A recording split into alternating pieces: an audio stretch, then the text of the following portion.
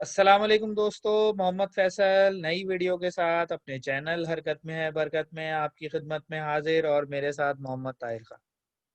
अस्सलाम वालेकुम, क्या हाल है सबके। मैं अपने चैनल हाईलाइट्स ऑफ लाइफ के साथ हाजिर हूँ। फैसल साहब, क्या हाल है। अल्हम्दुलिल्लाह। कहाँ गायब हो गए यार, इतनी अच्छी सीरीज निकल गई, बड़ा जबरदस्त मैच था। बस यार वो ऑफिस शुरू हो गया है ना, तो थोड़ा मसरूफियत हो गई है और क्लासेस ऑनलाइन चल रही हैं, तो वो हाँ, मटेरियल पहले तैयार करना पड़ता है। ये तो है।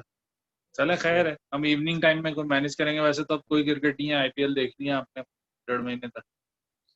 और वो उसके मैं बाद ही देखता कुछ नहीं हो। हूँ, आपको पता है।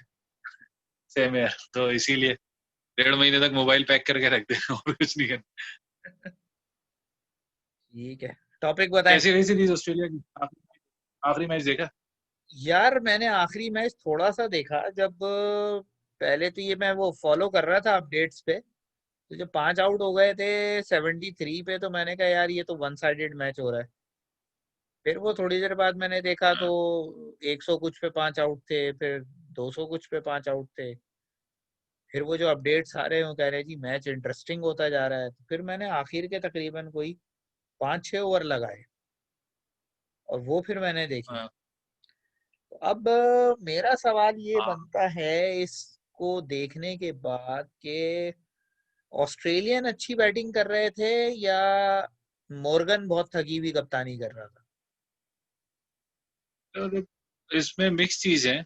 ये अगर आप मुझसे सवाल पूछ रहे हैं तो मैं तो सिंपली ये कहूंगा कि दूसरा मैच हारना नहीं चाहिए था। अगर पहला टी20 और दूसरा वनडे नहीं फिक्स करता ऑस्ट्रेलिया, मैं तो साफ फिक्स कहूंगा। दूसरे मुल्क वाले भी आराम से फिक्स कर देते ना, आगे ये फिक्सिंग और बैटिंग और ये सब। हम्म। मैं अभी इसको ऐसे ही रिगार्ड करूंगा, अगर वो फिक्स नहीं करते तो भाई बड़े आराम से सीरीज जीत जाते। हाँ, हम्म। ये कह सकते हैं कि मॉर्गन ने कप्तानी दूसरे वनडे में इसलिए भी बेहतर की कि ऑस्ट्रेलिया बहुत इफी खेला। मतलब आप इतनी अच्छी सिचुएशन में, मैं ऑस्ट्रेलियन से कम एक्सपेक्ट नहीं करता कि वो जो है वो आप अचानक से मैच हाथ में दे। और ऐसा हाथ में देंगे 20 रन में ही 4 विकेटें, 5 विकेट, 21 रन में 21 बॉल में 4 विकेटें गिरना। ये हम्म। तो बड़ा ही कोई, जैसे लोग पाकिस्तान को इससे वो करते हैं, अपनी सेल्फ डिमोलिएशन खुद ही करते हैं हम्म। पाकिस्तानी। तो हो सकता है इस पॉइंट ऑफ व्यू से देख रहा हूँ, लेकिन मेरा पॉइंट यही है कि ऑस्ट्रेलिया से कम बाकी टीमों का ऐसा रहता है कि बहुत ही कोई सिचुएशन आ जाए तो अचानक से ऐसा लगता है कि पहाड़ जो है वो उधर से गिर गए जमीन पे। ऐसा सिचुएशन थी, लेकिन फिर भी दूसरा वनडे और तीसरा वनडे, दूसरा तो बहुत ही फीदा, मुझे तो समझ में नहीं आ रहा है कि उस पे प्रॉप होनी चाहिए। मुझे लग रहा है वो सीरीज को इंटरेस्टिंग बनाने के लिए कर दिया। हमारा हम्म। तीसरे वनडे में शायद उसने देख लिया था कि विकेट नहीं है तो चेस करना इतना मुश्किल नहीं होगा। लेकिन हम्म। 302 रन खाना भी एक सवालिया निशान ही है ऑस्ट्रेलिया के। हम्म।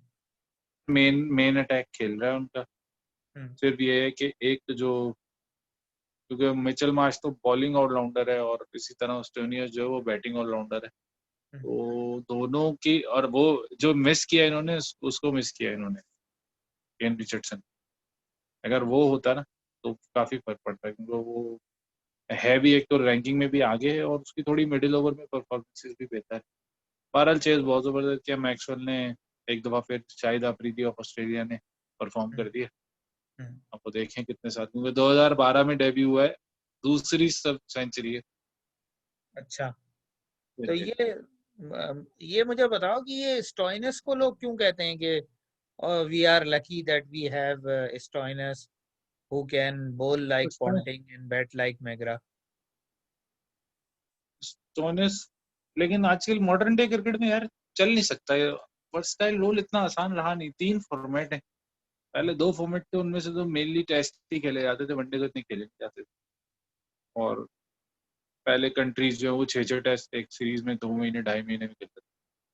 तो आप देखें तो टेस्ट सीरीज तो आहिस्ता आहिस्ता कम ही होती जाएंगी और वनडे और टी20 बढ़ती जाएंगी।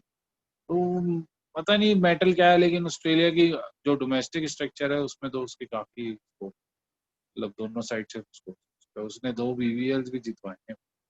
तो इसीलिए हो सकता है, इसलिए रिगार्ड करते हम्म। हैं। नहीं, लेकिन उसकी पावर हिटिंग वो और कह रहे मुझे हैं जो कि लगता है उसको जी he जी। bowls like Ponting and he bats like McGrath.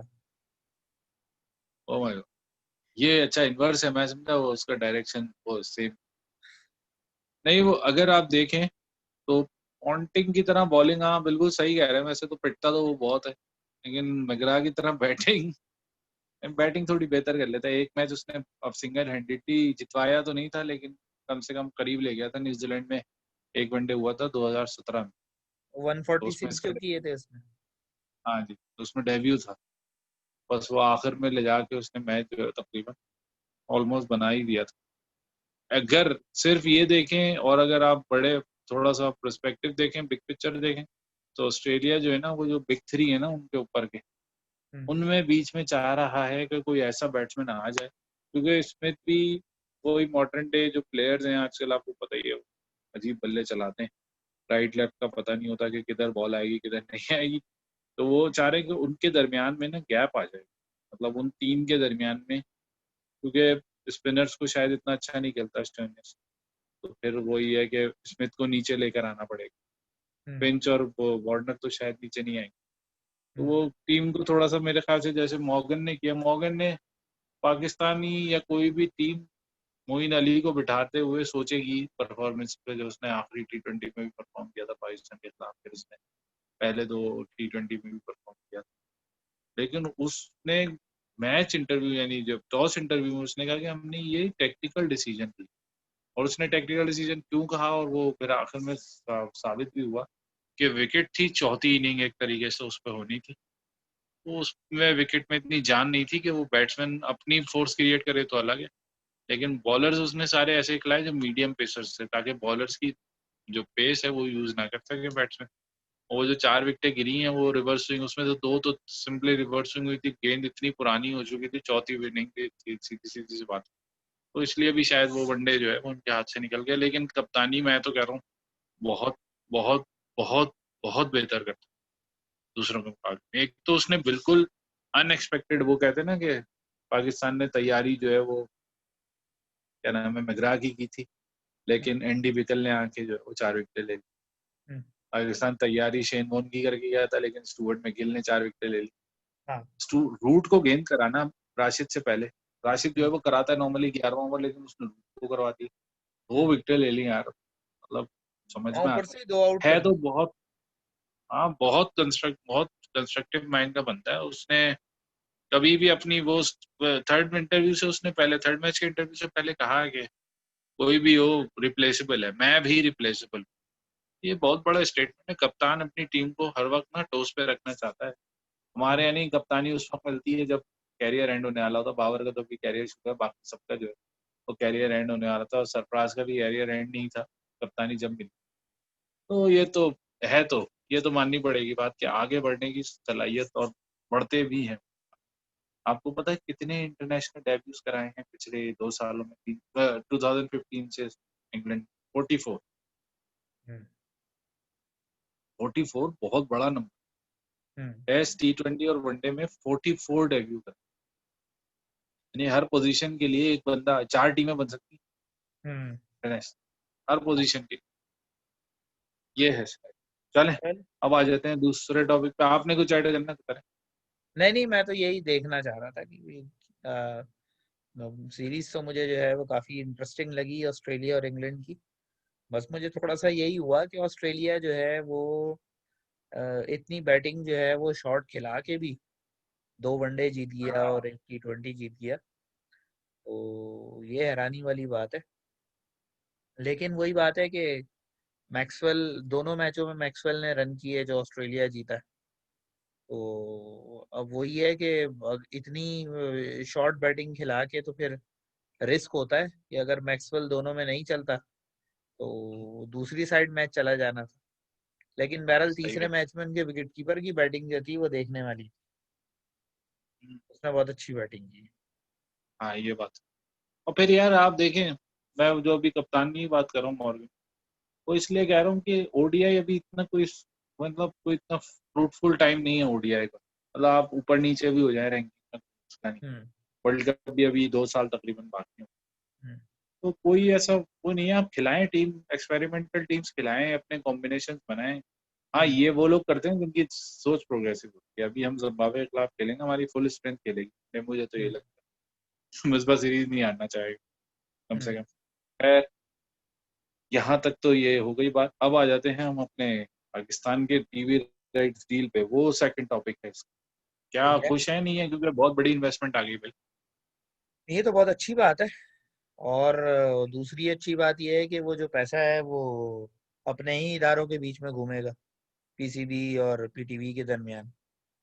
तो ये तो और तीसरी बात जो वो कह रहे हैं कि भाई जो $200 मिलियन की मेरे ख्याल है डील है, तो वो फिर पैसा डोमेस्टिक क्रिकेट पे खर्च होगा।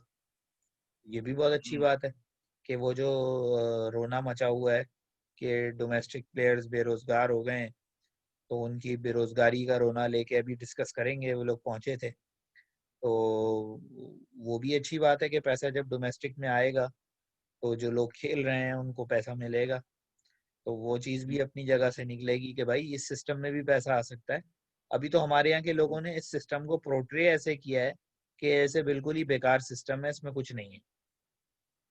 क्योंकि हमारे यहाँ हम लोग आदी हो चुके हैं, मिनहसुल कौम हम लोग आदी हो चुके हैं सब्सिडी के टीके लगवाने के। और बस भंग पियो ते मस्त मौल ते मिठे चौल वाला हर वक्त हम चाहते हैं हिसाब किताब रहे।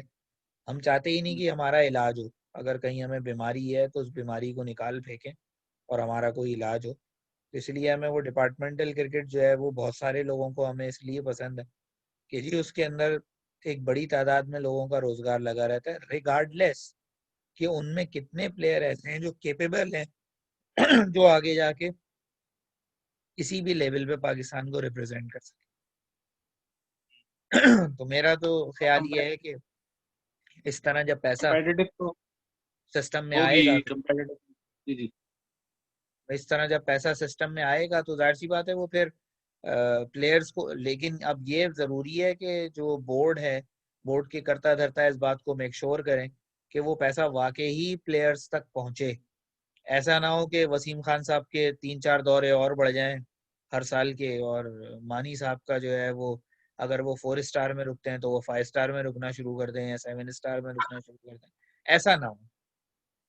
हाँ, लेकिन चेक एंड बैलेंस तो है। अब आप उस चीज को तो डिनाई नहीं कर सकते। इमरान खान इतने आराम से होने नहीं देगा। ये तो मुझे इस चीज के बारे में क्या इतने आराम। लेकिन फिर भी मैं समझता हूँ, चले आपकी बात एक हद तक सही भी है कि लेजीनेस जो है वो हमारी कौम का जो है वो अब एक रिवायत सी बन गई है कि लेजी है, बैठे बैठे पैसा कमाना चाहते हैं। पर मैं जो नॉर्मली देखता हूँ ना प्लेयर्स को, वो आजकल आपको हालात पता ही हैं क्या है, रिसेशंस हैं, कोविड की वजह से वैसे ही हालात का कुछ था। लेकिन हमारे यहाँ एक ग्रुप स्टडी जो नॉर्मली की जाती है, नॉर्मली अखबार से करते हैं आप ग्रुप स्टडी के, भाई कोई कोई चीज़ है उसको माइक्रो लेवल पे देखते हैं तो आप अखबार देखेंगे या न्यूज़ चैनल देखेंगे। वो लोग ज़्यादातर वो लोग बात कर रहे हैं जो अब नहीं खेल रहे डिपार्टमेंट। अगर आप देखें तो उमर गुल के अलावा, उमर गुल इस वक्त क्रिकेटिंग कमेटी में भी है, उसके अलावा कोई भी डोमेस्टिक क्रिकेट नहीं खेल रहा। हफीज भी अब नहीं खेलेगा इस साल से। और अजहर अली आपको पता ही है, उन लोगों को तो कोई शौक ही नहीं है कि अपने आप को थोड़ा सा आगे लेके जाएं। वो तो वहीं पे ही जहाँ हैं, जितना कर लिया उन्होंने वो वहीं पे रहना चाहते। तो अगर आप देखें तो जो सबसे बेस्ट मैन इन सब चीज़ों के लिए माने जाते हैं उनको अभी इस वक्त कोचेज बना दिया गया रीजनल टीम का। तो अच्छा भी है एक तरीके से। और थोड़ा सा मैं समझता हूँ कि पाकिस्तान को ना, जो एक मतलब होता है ना कि कोई चीज़ आपकी खुद ही से पैसा कमाने लगे, आप ना उसमें इन्वेस्ट करें, खुद ही से पैसा कमाने लगे, वो बहुत कम इदारे हैं। हम्म। यानी क्रिकेट बोर्ड के अलावा आप देख लें, बहुत से कम, बहुत ही मतलब लिमिटेड इदारे होंगे जो खुद से अपने पैरों पे खड़े हुए हैं और खुद से जो है वो रेवेन्यू जनरेट कर रहे हैं। हाँ, एक बहुत अच्छा पॉइंट ये है जो मैं समझता हूँ कि अगर आपको इन्वॉल्व रखना है ना, क्योंकि जब अभी कम से कम जो मैंने सुना है वो तकरीबन 6 टीमों के कोई 230 के करीब लोग हैं, 240 के करीब, जो जिनको रोजगार मिले। पहले वो तादाद तकरीबन 1600 की थी। हम्म। तो वो अगर देख चले, ये तो अब देखते 16 टीमों के अगर आप 11 लड़के भी लगाते हैं तो 11 लड़के कम से कम 1700-1800 तकरीबन लड़के बनते हैं हम्म। जिनको रोजगार मिली हुई। लेकिन अब ये इस तरह से हो सकता है कि अगर आपको पैसा कमाना है या आपको रिकग्निशन लेनी है तो मैं समझता हूँ आपको थोड़ा कम्पिटिटिव भी होना चाहिए। हम्म। मेहनत करें आप, हो सकता है कि आपकी ऑब्वियसली मेहनत करें तो उसमें बरकत होती है, वो आपको आगे लेके जाएगी इंशाल्लाह। देखते हैं दोनों पॉइंट ऑफ व्यू। पाकिस्तान अभी 1 साल हुआ है, अभी दूसरा साल इंशाल्लाह हो जाए डोमेस्टिक, उसके बाद देखते हैं कि क्या सिचुएशन। क्योंकि डोमेस्टिक का मतलब वही आप वाली बात है कि डोमेस्टिक जो है ना वो आपको इंटरनेशनल क्रिकेट के प्लेयर्स निकाल के दे, इतनी कम्पिटेटिव हो कि वो इंटरनेशनल प्लेयर्स निकाल के दे। वो वाली बात ना हो जो हमारे यहाँ आजकल नेशनल टीम के साथ चल रही है कि प्लेयर भी जो है वो ऑन जॉब जो है वो ट्रेनिंग ले रहे हैं, और जो ऑफिशियल्स हैं जो कोच हैं वो भी अभी ऑन जॉब कोचिंग की ट्रेनिंग ले रहे हैं हाँ। पाकिस्तान नेशनल टीम की। ऐसा सीन ना हो, ये इस चीज से मेरे ख्याल से किसी को फायदा नहीं है। फिर आप चाहे कितनी बड़ी टीवी डील ले लें, कितनी बड़ी आप इन्वेस्टमेंट लेके आए, लेकिन पाकिस्तान को टैलेंट का कभी भी कमी नहीं रही किसी भी इदारे में, किसी भी। ये जो ब्यूरोक्रेसी है ना, मतलब आप समझ सकते हैं, वो ब्यूरोक्रेसी लेकर आती है नेपोटिज्म, वो नेपोटिज्म ने जो है ना खा लिया वो टीम बिल्कुल। हमारी। एक ओवरऑल हमारी जो एक स्ट्रेंथ थी कि हम आगे बढ़ने वाली कौम थे, वो सब चीज़ को खा लिया। वो थोड़ा सा मैं देखता हूँ कि उसको थोड़ा सा आपको करना चाहिए किसी तरीके से, कंपेटिटिवनेस लाएं ताकि लोग जो है वो आगे बढ़ने की, जहाँ मुकाबले की फिजा होगी वहां पर जो मुकाबला कर सकता है वही आगे बढ़े। मेरी ये राय है। और अगर आप वहां पर किसी ऐसे को बिठा दें जो किसी जानने वाले को अगर हायर करना चाहता है, तो फिर आगे नहीं बढ़ सकता। आप नेपोटिज्म फिर और परवान चढ़े। इस पे मैं आपको एक वाकया सुनाता हूँ, शायद आपने भी पढ़ा हो कहीं पे, कि वो एक पाकिस्तानी जो है वो जापानीज इंजीनियर से बात कर रहा था, और उससे कहता है कि भाई आप लोग इतने ज़हीन कैसे होते हो। तो वो हाँ जी, हाँ कहने जी। लगा भाई हमारे यहाँ जो है 10 में से एक बंदा ज़हीन होता है, आप लोग हमसे ज़्यादा ज़हीन होते हो। आप लोग 10 में से 9 ज़हीन लोग हो, हमारे यहाँ 10 में से एक ज़हीन होता है। बस फ़र्क ये है कि हमारे यहाँ जो 10 में से एक ज़हीन होता है ना, हम उसे इदारे का सरबराह लगा देते हैं, ताकि बाकी लोगों को वो अपने साथ लेके चले और रिजल्ट हासिल करे। और आपके यहाँ ये जो हाँ, 10 में खलीफा से ज्यादा एक है। नालायक होता है ना, उसको इदारे का सरबराह लगा देते हैं। तो वो जो काम के 9 लोग होते हैं उनको दूर रखता है, वो इदारे के पास भी नहीं पटकने देता। इस वजह से ये हाल। खलीफा खलीफा बना देते हैं आप उसको सीधी सी। यार खलीफा तो ये बड़ा तो अच्छा सीन लफ्ज सही। है, ये तो हमारे यहाँ हाँ, इसको मिसयूज किया जाता है। सही बात। तो बस ये है। तो अल्लाह तो करे ये टीवी बेहतर हो। राइट डील से जो है वो पाकिस्तान की क्रिकेट जो है ना, पाकिस्तान ने लास्ट जो है वो पीटीवी ने जो लिया था वो 1996 का वर्ल्ड कप था आखिरी। अच्छा। उसके बाद से कोई पाकिस्तान टीवी जो है वो उसमें, और उनके मैनेजिंग डायरेक्टर साहब का भी इंटरव्यू कल मैं सुन रहा था, तो वो यही कह रहे थे कि भाई पीटीवी से आगे बढ़ने की जो सलाहियत है ना वो छीन ली गई अपने लोगों को भर्ती करा के। हम्म। 2003 का वर्ल्ड कप जो था वो पाकिस्तान के लिए बहुत ब्रेक थ्रू साबित हो सकता। वक्त जो दौरे हुकूमत में लोग थे वो दूसरे मसाइल, ये जो टेररिज्म की वॉर थी और इन चीज़ों में फंसे हुए थे, तो उन्होंने इंटरटेनमेंट जो साइड थी उसको बिल्कुल पैक करके रख दिया था साइड। हम्म। तो क्रिकेट के अलावा आपको पता ही है कोई बड़ा स्पोर्ट नहीं है पाकिस्तान। हम्म। ये डील जो है ना, ये डोमेस्टिक मैचेस लाइव आएंगे तो बच्चों का हौसला बढ़ेगा, बच्चे बिल्कुल। देखेंगे टीवी, बच्चे सोचेंगे कि यार है कि आप हमें जो है ये देखें ना, टीवी पे आने का चांस जब होता है। पीएसएल के जो मैचेस होते हैं उसमें लोग किस तरह इंटरेस्ट लेते हैं कि जी कराची और बिल्कुल लाहौर ऐसा। का मैच है, सारे बैठे देख रहे होते हैं। तो ये बात अपनी जगह बिल्कुल दुरुस्त है, रीजनल टीमों के दरमियान मैचेस होंगे, आवाम का इंटरेस्ट होगा, आवाम आएगी देखने, आवाम का एक वो होता है, और आवाम जज्बाती हद तक अटैच होते हैं इससे।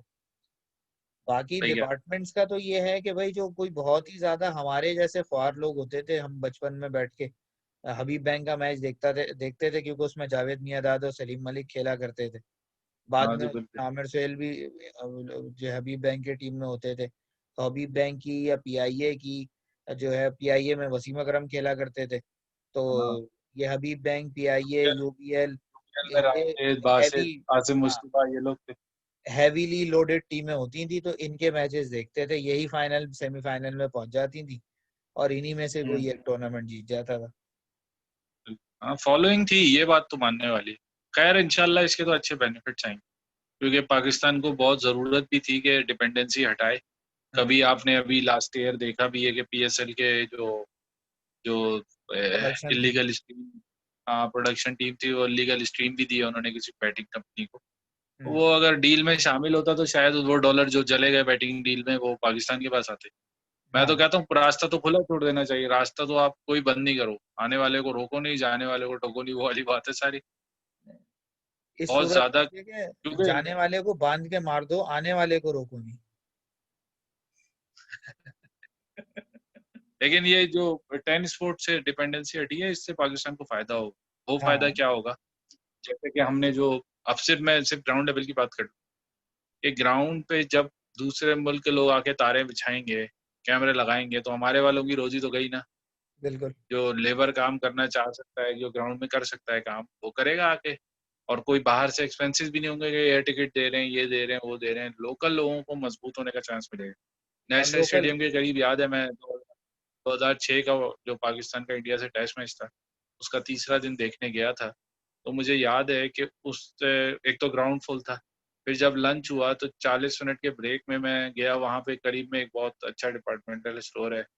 अब तो वहाँ पर काफ़ी, पहले के मुकाबले में तो काफ़ी मार्केट्स खुल गई, लेकिन वहाँ पे एक डिपार्टमेंटल स्टोर है। उस डिपार्टमेंटल स्टोर में पैर रखने की जगह नहीं थी। क्यों नहीं थी? कि वो लोकल जितने भी लोग थे, वो जब जो ग्राउंड में थे, बैठे थे, वो कुछ ना कुछ लेने, कोई सॉफ्ट ड्रिंक लेने आया, कोई सैंडविचेस लेने आया, कोई कुछ लेने आया, कोई कुछ लेने। ये चीज़ हम लैग कर रहे हैं कि हम जो हमारे ग्राउंड लेवल के लोग हैं, जैसे वहाँ पर खड़ा हुआ कोई अगर कैप बेच रहा है आदमी, या कोई जूस की अगर कोई ठेला लगाया हुआ है या कुछ कर रहा है, उन लोगों को समझ पा रहा था। पीएसएल होने से, प्लेयर आने से, प्लेयर आएंगे तो क्राउड आएगा, क्राउड आएंगे तो वो यकीनन उनकी ज़रूरियात हैं, वो लेंगे, खाएंगे, पिएंगे।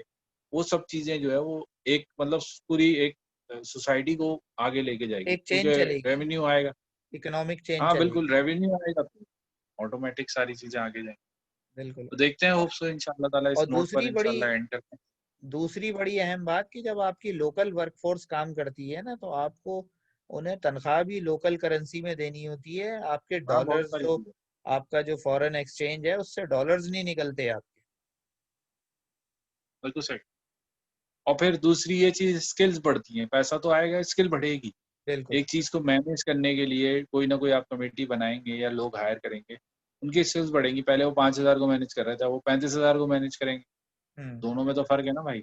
बिल्कुल। तो इस तरह से बढ़ता है। इस तरह से ही जो ये दूसरे मुल्क हम जिनसे हसद करते हैं या जिनसे हम बोलते हैं कि यार वो इतना आगे क्यों जा रहे हैं या उनकी लीग इतनी आगे क्यों चली गई है, वो लीग इसीलिए चली गई उन्होंने लोकल लोगों को अब आप वीवो सिर्फ इंडियन वो था, चाइनीज मोबाइल कंपनीज ने स्पॉन्सर किया था आईपीएल।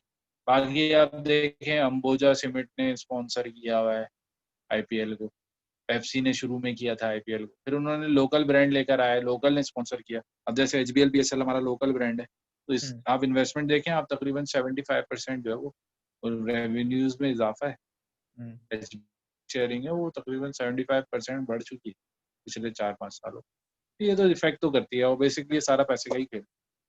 अच्छा चलें, ये तो बात अपनी जगह हो गई, लेकिन मुझे ये बताएं कि ये जो हमारे तीन फारिग किस्म के कप्तान हैं, हफीज, मिसबा और अजहर अली, इनको क्या तकलीफ है? ये क्यों पहुंच गए वहां पे प्राइम मिनिस्टर के पास कि भाई ये डिपार्टमेंटल क्रिकेट जो है वो रिवाइव करें और अपने फैसले पे नजरसानी करें? इनको क्या परेशानी है?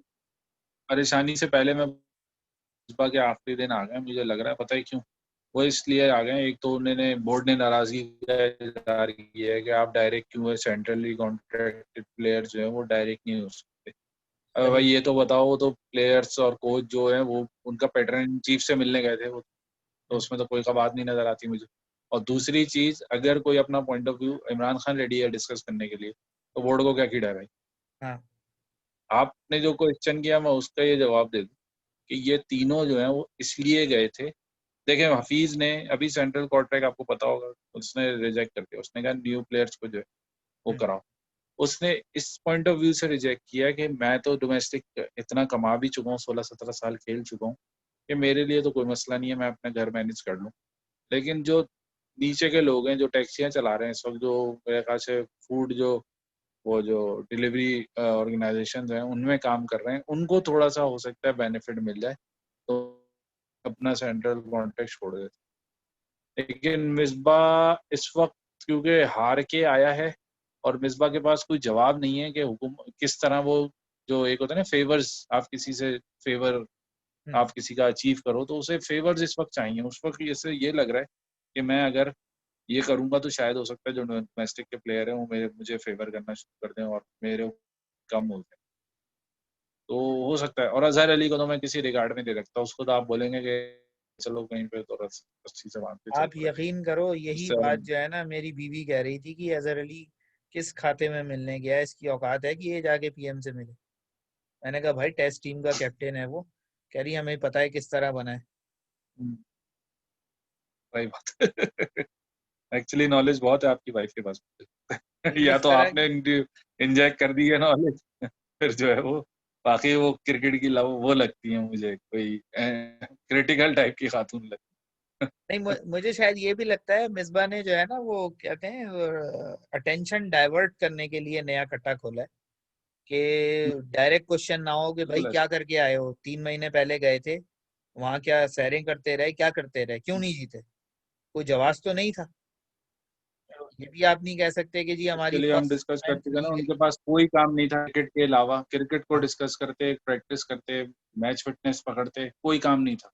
कोई काम लेकिन नहीं। जो रिजल्ट्स हैं वो नील है, माइनस में। हाँ, पॉजिटिव तो एक है ही नहीं कोई। तो मुझे लगता है कि वो कोई रिजल्ट नहीं। उसी चीज को जो है ना वो करने के लिए कि जिस तरह वो है कि एक बच्चा फेल हो जाता है तो वो अपने उसका बाप उससे पूछता है भाई तुम्हारे रिजल्ट का हाँ क्या हुआ।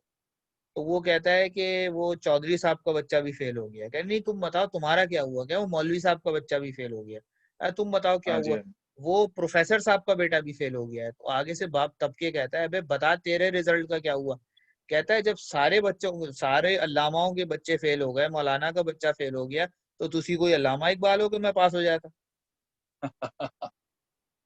तो मिसबा ने भी लगता है हाँ वो उसी उसने तरह का जवाब रीजन। ढूंढने के लिए कि जी हमारे पास टैलेंट नहीं आ रहा, या डिपार्टमेंटल क्रिकेट रिवाइव करें, लोगों का रोजगार भी लग जाएगा, हमारे पास रेडीली अवेलेबल टैलेंट भी आना शुरू हो जाएगा।